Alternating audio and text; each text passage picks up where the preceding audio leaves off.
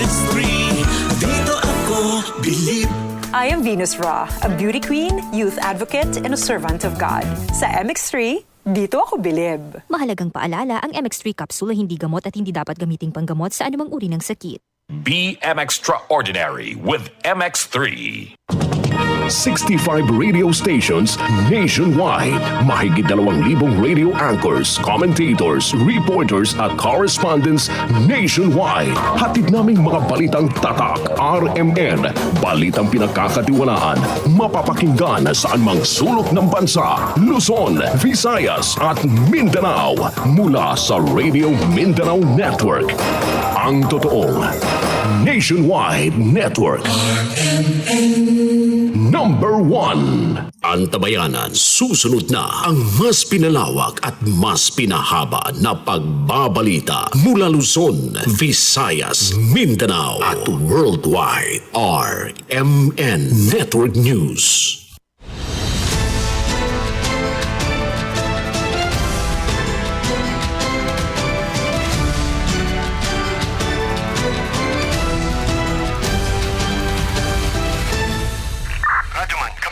Live mong napapakinggan Radyoman, sa live, Luzon, dito. Visayas, Mindanao. Narito na ang mahahalagang kaganapan sa loob at labas ng bansa. Unang-una mong Sa narinig bayan na po tayong napapakinggan sa 65 RMN stations nationwide. Nandito tayo ngayon sa Ilagang Signal TV, Channel 309. Aris, bigapon kita diri. At sa WRMN, New York, USA. Wala pang ibang reporter dito. Napapanood din tayo sa YouTube at Facebook channel ng RMN Worldwide. Mula po sa RMN Broadcast Studios, Atlanta Center, Manila. Narito ang inyong kasamang tagapagbalita. RMN Network News.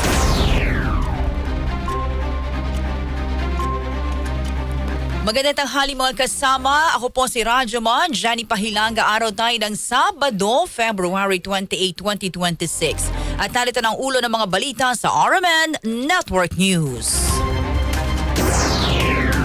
Bulkang Kanlaon, bantay sarado pa rin matapos sabihin ng PHIVOLCS na hinug na sa mas malakas na pagsabog. Bilang ng mga apektado sa pagputok ng bulkan, umakyat na sa higit 50. Dating Pangulong Rodrigo Duterte tanggap na raw ang kapalaran sa ICC at mamamatay na sa kulungan. Ayon sa kanyang abogado, pagbabalik kay Digong sa Pilipinas, hirit ng depensa. Obispo na pumirma sa affidavit na mga nagpakilalang dating miyembro ng Philippine Marines humingi ng paumanhin. Nilinaw na wala siyang kinalaman sa grupo. Farm gate price ng kamatis lalo pang bumagsak. Miyembro ng terrorist group na iniuugnay sa pambobomba sa General Santos City noong 2018, arestado sa NAIA. Korea na tumakas sa BI facility noong Enero na aresto sa Parañaque. RMN Dugtong Buhay, blood donation project ng RMN at IFM Janssen isinasagawa ngayong araw. At sa ating international news, military plane na may kargang pera bumagsak sa Bolivia. 11 individual ang patay. RMN Network News.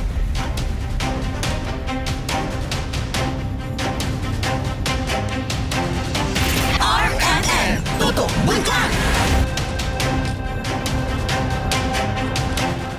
Mga kasama, pansamantala pong nanahimik ang Bulkang Kanlaon sa Negros Island matapos ang dalawang magkasunod na pagputok nitong Huwebes ng gabi at Biyernes ng umaga. Sa panayam ng DCXL News kay Donato Sermero III, Regional Director ng Office of Civil Defense Negros Island, 11 bayan sa Negros Occidental ang binalot ng abo mula sa bulkan. Bumalik na rin sa kanilang tahanan ng mga lumikas na residente sa La Castellana at La Carlota bagamat patuloy na ipinagbabawal ang pagpasok sa 4-kilometer danger zone.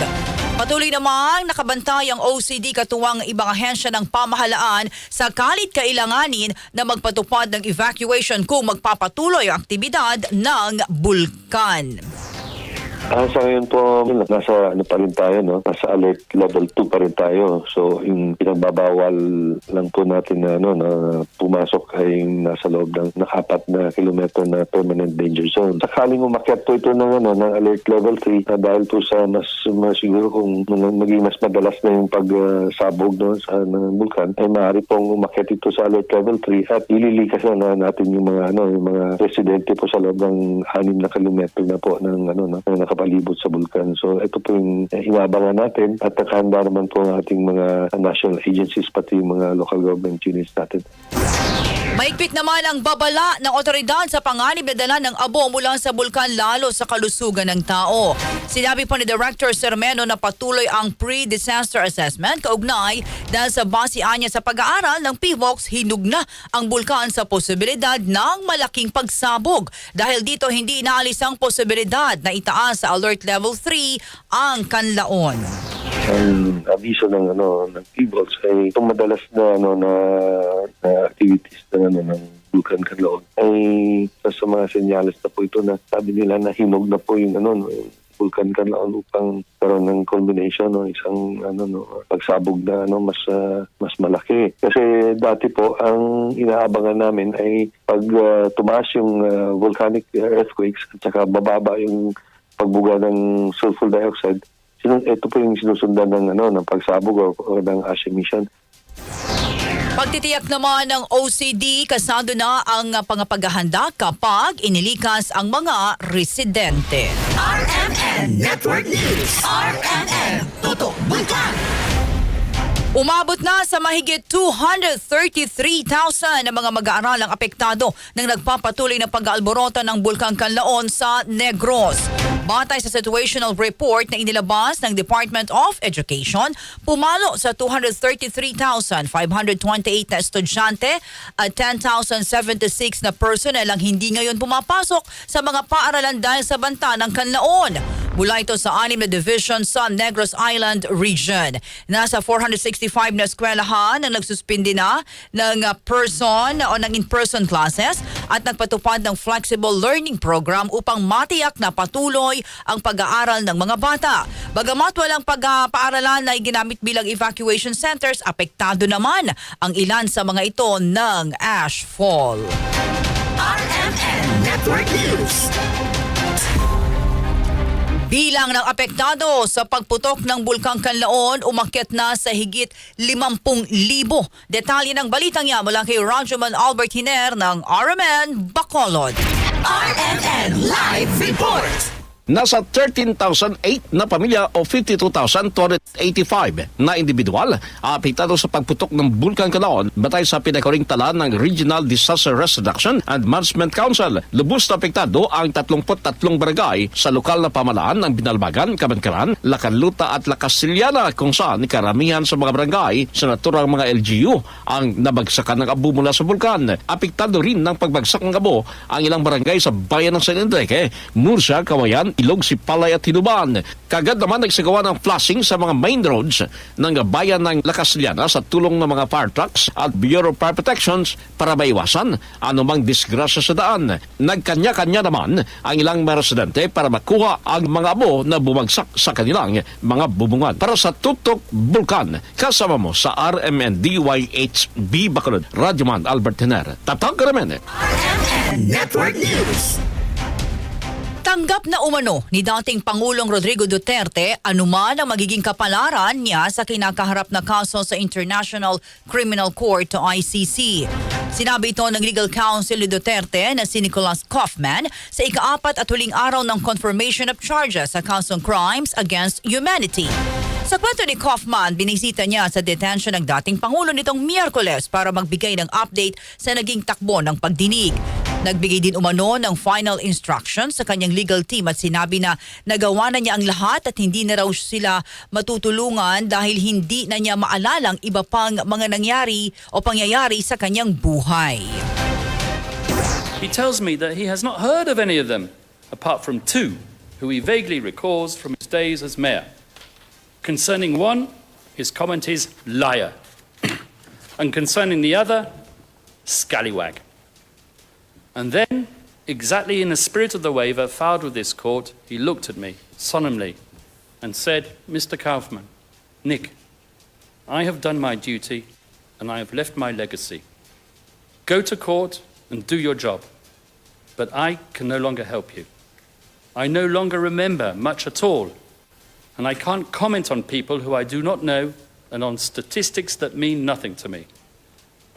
He then concluded and pronounced as follows, I was a faithful servant of the people, and that is how I wish to be remembered. I have now accepted my fate, and I realize that I could die in prison.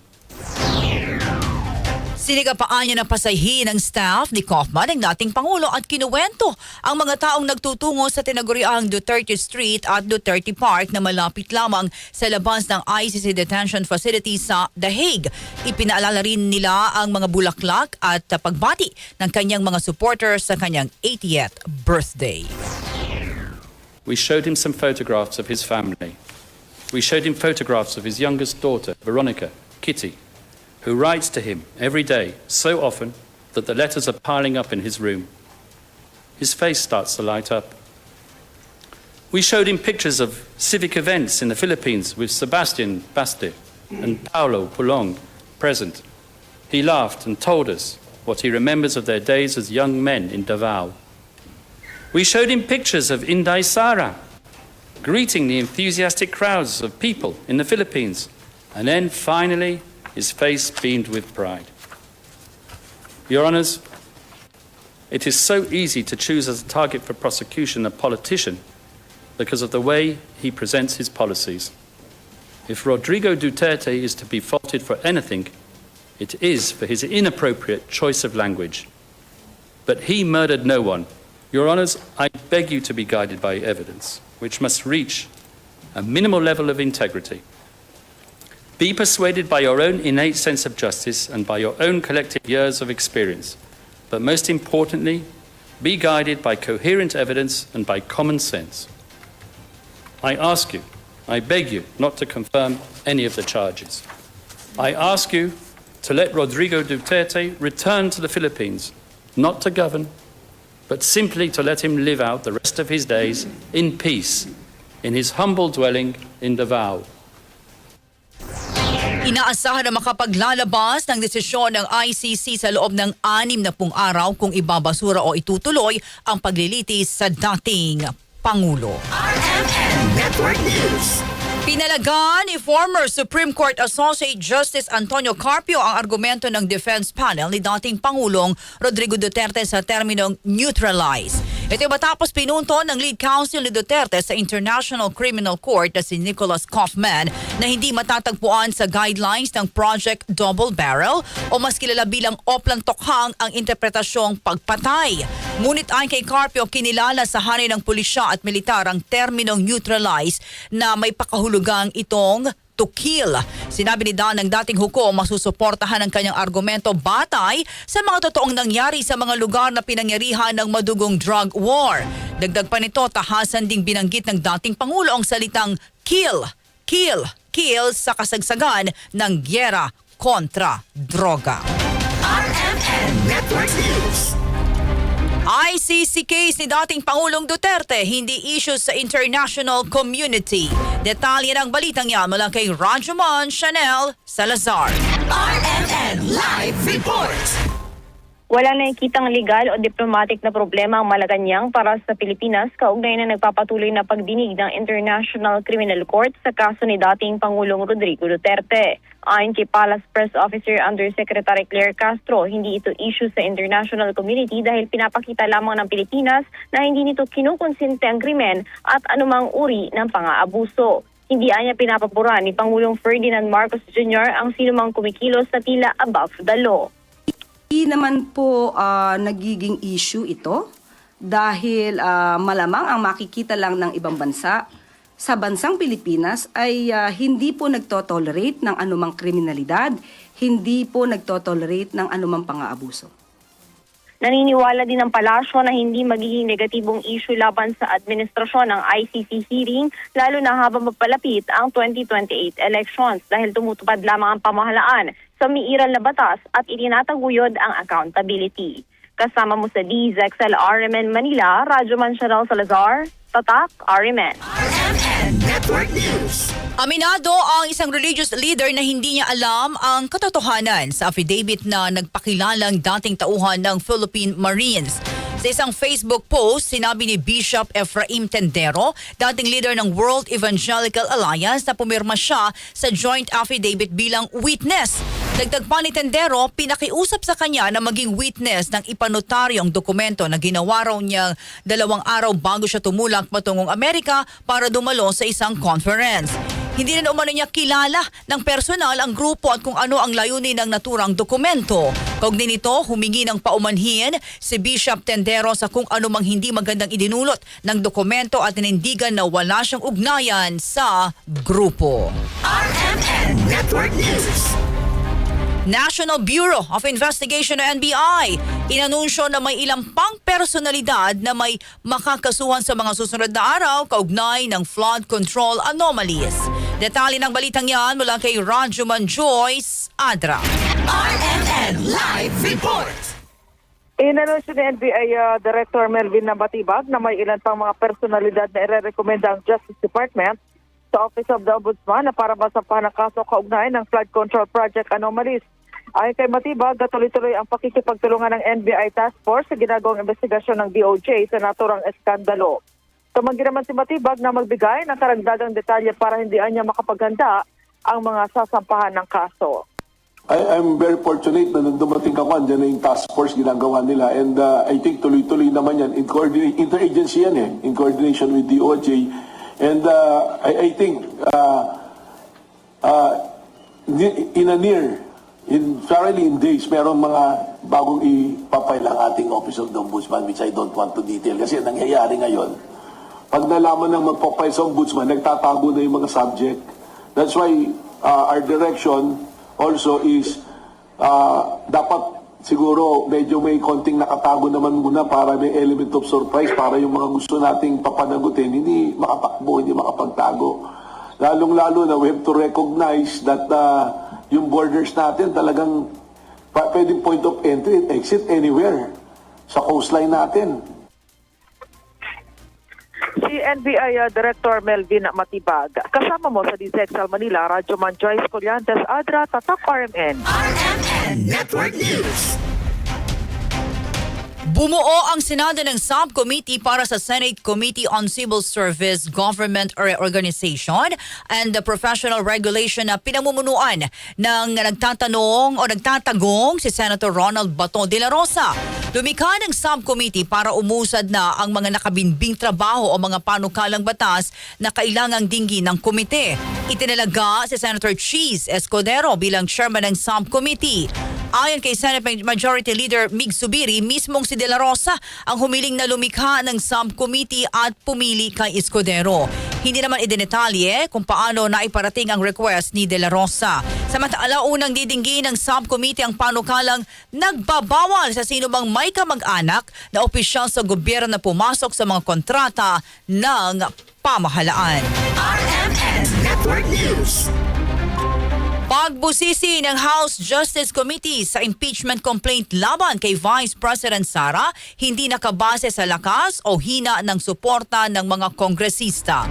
Detalye ng balitang yan mula kay Rajuman Grace Mariano. RMN Live Report. Binigyang diin ni House Committee on Justice sa Chairperson at Batangas Representative Jervy Luistro na hindi nakasalalay ang kanilang mga hakbang sa lakas o hina ng suporta ng mga kongresista at ng liderato ng Kamara sa pagpapa-impeach kay Vice President Sara Duterte. Ayon kay Luistro, nakabatay sa konstitusyon ang proseso ng impeachment kasama ang kanilang gagawing pagdinig sa 4 na verified impeachment complaint laban sa Vice Presidente na magsisimula sa Lunes, March 2. Mensahe ito ni Luistro makaraang maglabas ng statement ang National Unity Party o NUP na kung walang lilitaw na bagong ebidensya laban kay VP Duterte, ay posibleng hindi nila suportahan ang impeachment complaint. Paliwanag ni Luistro, gustuhin man nila o hindi ay may tungkuling iniata sa kanila ang saligang batas at una dyan ang pagdetermina kung sufficient in form and substance ang mga reklamong impeachment. Naniniwala din si Luistro na anumang lalabas sa pagtalakay ng House Justice Panel ukol sa impeachment complaints laban kay VP Sara ay tiyak na makakaapekto sa pagpapasya at paninindigan ng mamamayang Pilipino at ng mga miyembro ng House of Representatives. Kasama mo sa DCXL, RMN Manila, Radyoman Grace Mariano, Tatak RMN. RMN Network News. Mga affidavit ng sinasabing bagman ni Vice President Sara mahalaga rin sa pagtalakay sa form at substance ng impeachment ng pangalawang Pangulo sa Lunes. Detalye ng balitang yan mula kay Radyoman Gerald Ulep. RMN Live Report. Ang mabusisi rin ng Kongreso ang mga affidavit ng self-confessed at ating aid, maging ang sinasabing bagman ni Vice President RMN Network News. Ika natin ang balitang yan ni Radyoman Gerald Ulep. Samantala mga kasama, farm gate price ng kamatis lalo pang bumagsak. Yan at marami pang balita sa pagbabalik ng RMN Network News.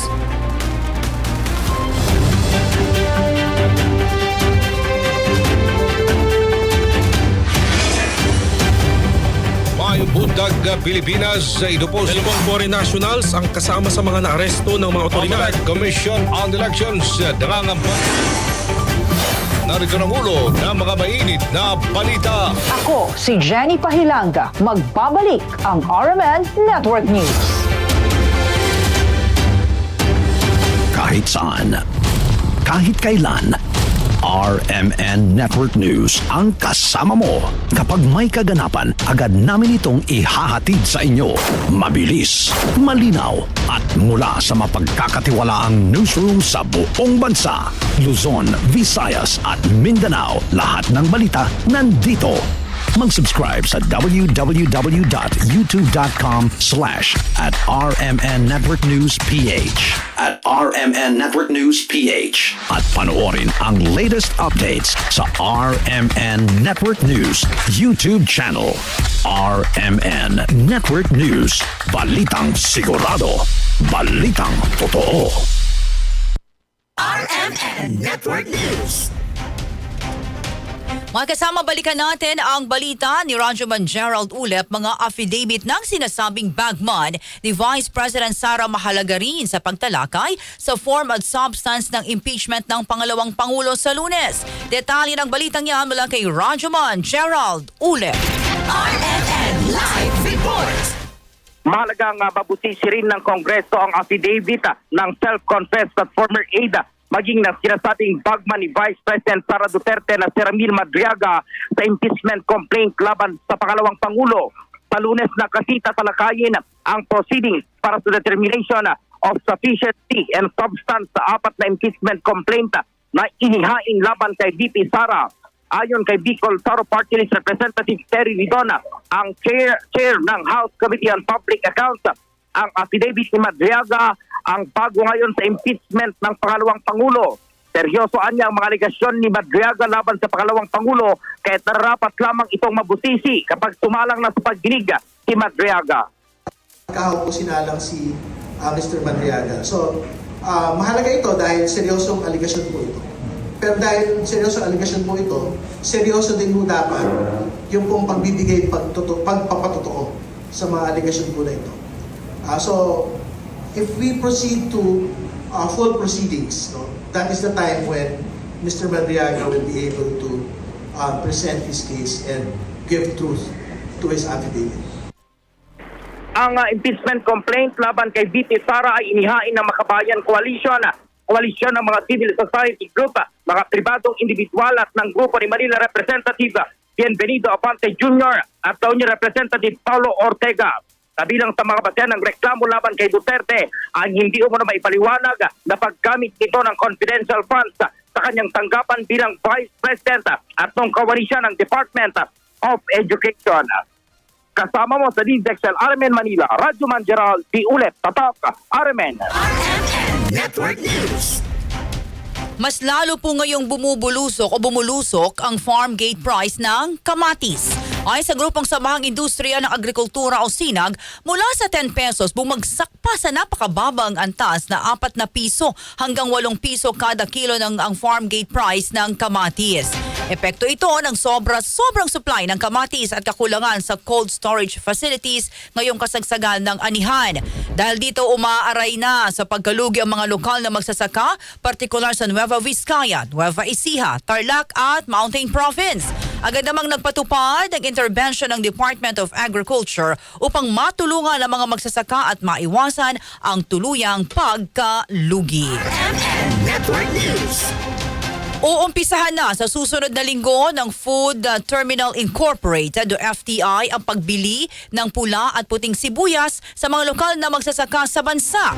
Ayon kay Department of Agriculture spokesperson Asek Arnel de Mesa, layo nitong mapigilan ang pagbagsak ng farm gate price gaya noong ng sibuyas ngayong papunta na ang peak harvest season. Prioridad ng FTI ang mga major onion producing regions sa bansa gaya ng Central Luzon, Mimaropa, Ilocos at Cagayan Valley. Aabot sa 50,000 na sako ng sibuyas na may bigat na 28 kilos ang kanyang mailagay sa cold storage capacity ng FTI. Ginagamit ng cold storage para palawigin ang shelf life ng mga gulay upang panatilihin na matatag ang supply at presyo nito sa merkado buong taon. RMN Network News. Inilabas na ng Department of Health ang bagong guidelines para sa kontrobersyal na medical assistance for indigent and financial incapacitated patients o MAIFIP program. Ayon po sa DOH, itinalaga ang Malasakit Program Office para sa mga manggagawa ng MAIFIP at makipag-ugnayan sa mga health facilities para matiyak ang maayos sa pagkapatupad ng programa. Dagdag pa rito, hahawakan naman ang Financial Management Service ng MPO ang paglalaan at paglilipat ng pondo MAIFIP program sa mga Centers for Health Development at mga pagamutan. Sa ilalim ng bagong guidelines, makakaroon ng maximum approval limit ng hanggang 1.5 million pesos kada transaksyon, habang ang cluster head ng Malasakit Program Office ay may kakayahang mag-aproba ng hanggang 2 million pesos kada transaksyon at sa halagang lampas dito, saklaw na ito ng kapangyarihan ng kalihim ng Department of Health o ng sinumang itinalagang opisyal. RMN Network News. 3 sugatan matapos makuryente habang nagtatayo ng solar street lights sa Mulanay, Quezon. Detalye ng balitang yan mula kay Idol Edgardo Maceda ng IFM Lucena. RMN Live Report. 3 katao pa ang mga empleyado ng isang kumpanya na nagkakabit ng solar lights ang nakuryente sa Sitio Bulagson, Barangay Santa Rosa, Mulanay, Quezon. Sa inisyal na investigasyon, itinatayo ng mga biktima ang poste ng street light nang biglang mapadaig sa live wire na naging dahilan upang makuryente ang 3. Kinilala ang mga nakuryente na sina alias Richard na nagtamo ng 3rd-degree burn sa iba't ibang bahagi ng katawan, habang sina Gerald at Arthur ay nagkaroon naman ng superficial injuries sa kanilang mga balat. Lulan ang mga biktima ng isang private vehicle na lumampas sa sinasagawang checkpoint ng mga kapulisan sa Barangay Santa Rosa, Mulanay, Quezon upang madala ang mga ito sa pagamutan. Nagpapatuloy naman sa investigasyon ang mga kapulisan hinggil sa pangyayari. Kasama mo sa RMN Calabarzon at 106.3 IFM Lucena, Idol Edgardo Maceda, Tatak RMN. RMN Network News. Libo-libong butane canister na kumpiska sa Camotes Island sa Cebu. Detalye po ng balitang yan mula kay Radjomon Ken Galinea ng RMN Cebu. RMN Live Report. Isang truck na may kargang mahigit 1,000 mga butane canisters ang napigilan ng kapulisan sa isang checkpoint sa Barangay Southern Poblasyon sa bayan ng Tudela, Camotes Island sa Cebu. Ang sasakyan na nakarehistro sa isang nagngangalang alias Daisy na may address na Barangay Banilan sa Cebu City. Nang hinga ng mga dokumento ang driver na si alias Rodel, na residente ng Lapu-Lapu City, ay wala itong naibigay para sa kanyang mga kargang butane canisters. Nang isa ilalim sa inspection ng sasakyan ay dito na nadiskubre ang mga tangke ng LPG at cartridges na wala namang naipakitang permit at certificate certification mula sa Department of Energy. Sa inventaryo ng pulisya, aabot sa mahigit 6,000 mga canisters na walang laman at mahigit 2,000 may laman na canisters na nagkakahalaga ng mahigit 133,000 pesos ang nakumpiska ng kapulisan. Dahil dito mahaharap sa kasong paglabag sa Republic Act 11592 o LPG Regulations Act ang nahuling driver na si alias Rodel. Kasama mo sa DYHP RMN Cebu, Radio Man Ken Galinea, Tatak RMN. RMN Network News. Sama-samang naglayag at nagpatrolya sa katubigan at himpapawid ng West Philippine Sea ang tropa ng Pilipinas, Japan at Estados Unidos nitong nagdaang linggo.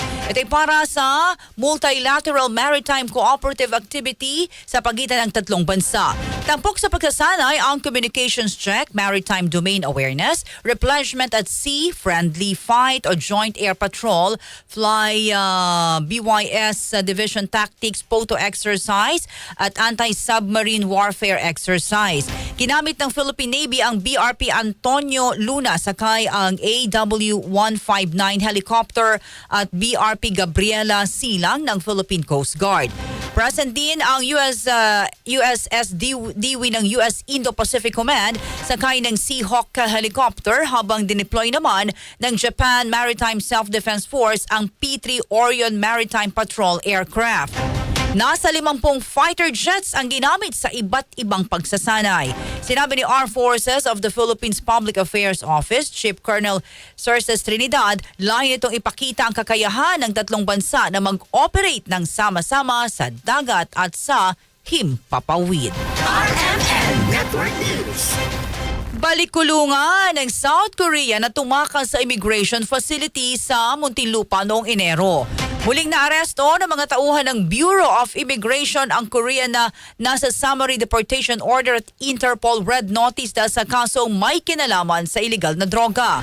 Kinilala ang pugante na Lee Jingyu na nadakip sa isang interagency operation sa Diosdado Macapagal Boulevard sa Barangay Tambo, Parañaque nitong Huwebes. Ayon kay BI Fugitive Search Unit Chief Rendell Ryan C., natunto ng kinaroroonan ni Lee matapos ang 2 buwang paghahanap sa suspect at intelligence report sa mga pinupuntahan nito mula sa Maynila at Baguio City. Inaresto rin ang kasama ni Lee na isa ring Korean na si In Jae-sang na nagsilbing lookout at escort nito sa kawalan ng legal na dokumento. Si Lee at In ay nasa kustodiya ngayon ng National Bureau of Investigation o NBI habang hinihintay ang deportation proceeding. RMN Network News. Naaresto na pinagsamang puwersa ng PNP Aviation Security Group, PNP Intelligence Group, NBI at US Federal Bureau of Investigation ang hinihinalang miyembro ng terrorist group na iniuugnay sa pambobomba sa Mindanao noong 2018. Natakip ang suspect nang dumating sa Aquino International Airport mula sa flight nito sa Los Angeles. Sinasabing miyembro ng grupong Dawla Islamia ang suspect at naharap sa multiple counts ng frustrated murder. Dahil dito, pinaigting ni PNP Chief Police General Jose Milencio Nartates Jr. ang pagbabantay kontra terorismo at tiniyak na walang dapat ikabahala ang publiko. September 2018 nang iwan ng 2 suspect ang isang bag na may lamang improvised explosive device sa isang mataong lugar sa Barangay Apopong, General Santos City na ikinasugat ng 8 katao. RMN Network News. NAPOLCOM Commissioner Rafael Calinisan magsasampa ng kaso laban sa content creator na si Norman Mangusin. Detalye ng balitang yan mula kay Rajaman Marjo Domingo. RMN Live Report. Inanunsyo ngayong araw ni NAPOLCOM Vice Chairperson and Executive Officer Commissioner Rafael Vicente Calinisan na magsasampa ito ng criminal complaint laban sa content creator na si Norman Mangusin o mas kilala bilang Francis Leo Marcos. Sa kanyang Facebook post, sinabi nito na kasama niya sa pagsasampa ng kaso si LTO Chief Marcos Lacanilao. Kaso unjust vexation rin umano ang isasampa laban sa nasabing content creator na ipofile nito sa Martes sa Quezon City Hall. Ayon kay Calinisan, hindi niya ito ginagawa para lamang sa kanya, kundi para umano sa iba pang mga nabiktima ni Mangusin. Nabati din sa Parañaque City Jail ngayon si Mangusin at nakatakda ang kanyang arraignment sa March 2 para naman sa kasong 12 counts ng unjust vexation na isinampa ng kanyang kapwa vlogger. Kasama mo sa DZXL RMN Manila, Radyoman Margie Domingo sa Top RMN. RMN Network News. Senador, hinimok ang mga LGUs na magpatupad ng mga pangkaligtasan laban sa sunog ngayong buwan ng tag-init. Detalye ng balitang yan mula kay Radyoman Condebata. RMN Live Report. Nanawagan si Senator Sherwin Gatchalian sa mga local government units sa buong bansa na magpatupad ng safety and fire prevention para maprotektahan ang kanilang mga komunidad ngayong buwan ng tag-init. Ayon kay Gatchalian, dapat na maging likas sa bawat lugar ang pag-iwas sa anumang aksidente na pwedeng pagmulan ng sunog. Inihalimbawa nito ang sunog noong Pebrero 3 sa Barangay Lamion, Bonggao, Tawi-Tawi kung saan ang inflammable materials at malakas na hangin ang itinurong dahilan ng mabilis na pagkalat ng apoy na nakaapekto sa mahigit 1,400 pamilya. Sa pagbisita doon ng senador, hiniling niya ang pagkakaisa ng mga komunidad, lalo na sa mga lugar na dikit-dikit ang bahay na magtulungan para maiwasan ang mga sakunang dulot ng sunog. Sinabi ng senador na maraming sunog sana ang maaaring naiwasan kung napigilan ang overloaded electrical circuits at iligal na koneksyon sa kuryente. Bukod dito, itinutulak din ni Gatchalian ang mas mahigpit na pagsunod sa wastong handling ng LPG para mabawasan ang mga fire hazards. Kasama mo sa DZXL RMN Manila, Radyoman Condebata, Tatak, RMN. RMN Network News. RMN Dugtong Buhay Blood Donation Project ng RMN at IFM Jensen isinasagawa ngayong araw. Alamin natin ang detalye mula kay Radyoman Brian Onyate ng RMN General Santos. RMN Live Report. Isinasagawa ngayong araw ang RMN Networks Blood Donation Project sa pamumuno ng RMN DXMD Jensen at IFN News Jensen sa Robinson's Place Jensen. Nagsimula kaninang alas 8 ng umaga kung saan dinaluhan ng mga blood donors mula sa iba't ibang grupo, akadim at iba pa. Isa ito sa mga inaabangan na programa ngayong Kalilangan Festival 2026 at Buwan ng Mga Puso. Ang RMN at IFM Jensen ang nagsasagawa ng bloodletting activity 2 beses sa isang taon, isa kada buwan ng Pebrero at Agosto tuwing anibersaryo ng RMN Networks. Kapartner nito ang Red Cross Sergeant Chapter, Robinson's Place Jensen kung saan ang venue at RMN Foundation Incorporated. Hanggang hapon pa, isasagawa ang Blood Donation Project ngayong araw. Kasama mo sa RMN General Santos, Radyoman Brian Onyate, Tatak RMN. RMN Network News. Panagbenga 2026 Grand Street Dance Parade naging masaya at makulay. Alamin nga natin yan mula kay Idol Nolly Christian Salyo ng IFM Baguio. RMN Live Report. Nasa Baguio na ba ang lahat? Ito ang tanong ng karamihan dahil dito sa lungsod ng Baguio, halos wala ng espasyo para ikaw ay gumala sa dami ng tao ngayon dito kasabay ng Panagbenga Festival. Sa pagtatala-anin na malalaking paaralan na nagko-compete ngayon para sa Grand Street Competition mula sa lalawigan ng Benguet. Kasama na rin ang Isabela maging ang La Union. Ang mga nasabing participants na nagtatanghal ngayon dito sa Melvin Jones para masumpit ang kampyonato. Masaya naman ang naging reaksyon ng mga tao sa parada kanina sa kahabaan ng Session Road hanggang dito sa Melvin Jones dahil bukod sa lamig ng panahon kanina ay ang init din ng ngiti ng mga tao ngayon dito. Nasa 15 degrees Celsius ang temperatura kanina kaya sulit ang pagbisita. Aasahan naman na mas lalo pang darami ang mga tao bukas dahil sa pagbisita ng mga artista at personalidad para naman sa Grand Flood Parade. Radyoman Jenny. Maraming salamat at kumusta naman dyan ngayon ating mga kababayan? Patuloy ba ang pagdagsa, Idol Christian? Patuloy pa rin ang pagdagsa ng mga kasama natin, mga bisita natin mula naman sa iba't ibang lugar, partikular sa mga Pangasinan, La Union, dahil marami silang mga participants dito at aasahan din naman na lalo pang dadami bukas na sa pagbisita nga nito na sabi natin kanina, yung mga artista para naman sa ating Grand Flood Parade National. Maraming salamat kami nakatutok dyan sa inyo sa Baguio City. Maraming salamat, Idol Christian. At nakasama niyo mula dito sa 103.9 IFM Baguio sa Idol Nolly Centralio, Tatak RMN. RMN Network News. Maraming salamat, Idol Christian Salyo. Samantala, balita tayo sa ibayong dagat. Bumagsak ang isang Air Force cargo plane na may kargang mga pera sa lungsod ng El Alto sa Bolivia. Sa ulat galing sa lungsod ng Santa Cruz ang eroplano at lalapag sana ng El Alto International Airport pero dumulas ito sa labas ng runway at bumangga sa mga sasakyang malapit sa motorway. Tinatayang nasa 11 katao ang nasawi sa insidente. Ihahatid sana ng eroplano ang mga pera sa Central Bank ng Bolivia. RMN Entertainment News.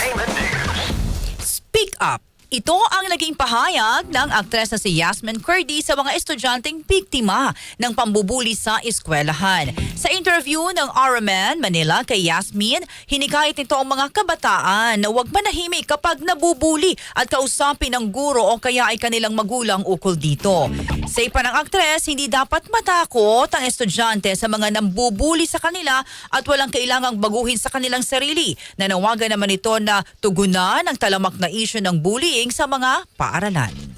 Message ko sa mga teachers, sa mga magulang, to address the issues of bullying, to go ipinpoint nyo yung pinaka root cause of the bullying. Hindi yung ibabaw lang para matapos na yung trabaho or para tapos na yung issue. Hindi kasi ganun yon. You have to really know ano ang nangyayari sa anak mo or ano nangyayari dun sa bata para ma-address mo talaga yung bullying. It's a deep investigation. It's a deep issue na hindi lang siya kakayanin ng isang usapan. Bukod dyan, umaasa rin si Yasmin sa mga magulang na tulungan na mabigyan ng hustisya ang sinapit ng kanilang mga anak na nakakaranas ng pambubuli. Mababatid na nakaranas ng pambubuli ang anak ni Yasmin na si Ayesha at kinakailangan pang sumailalim sa therapy upang makarecover sa trauma. RMN Network News. At sumayin niyo ating mga nangunang balita. Ako po si Rajaman Jenny Pahilanga mula sa RMN Broadcast Studio sa Atlanta Center, Manila sa mga taga Baguio City na Imbaga Malem. Inyo pong natunghayan ang RMN Network News. Palagi ang tumutok para huwag mahuli sa maiinit na mga balita at impormasyon. Reaching millions nationwide and worldwide. For more than 70 years, Tatak RMN.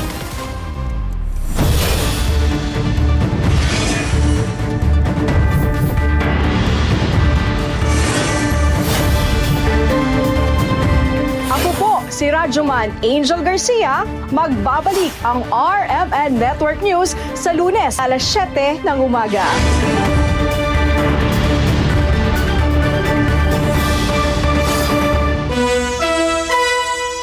Ang oras, 12